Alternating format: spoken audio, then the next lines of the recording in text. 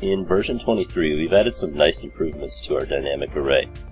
Users needed to be able to take advantage of our dynamic clearances, so I've added an edge distance here of 3 inches along the top.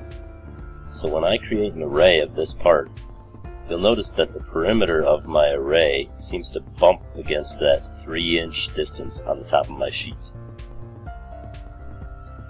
In addition to the edge distance, we've added X and Y clearances. So on the left side here, as you punch in values, the grid will update as you tab out of those boxes. In that left side panel, you may have noticed something else that was new, and I'm going to create a new small grid just so that I can show you a few of the details.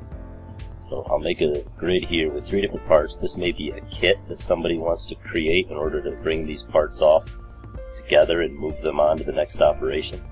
So when I create this array, you'll notice along the left side that the number that are in the grid is increasing, but also the total number is increasing. And that shows you the total number of parts that are nested over the total number required on the entire task.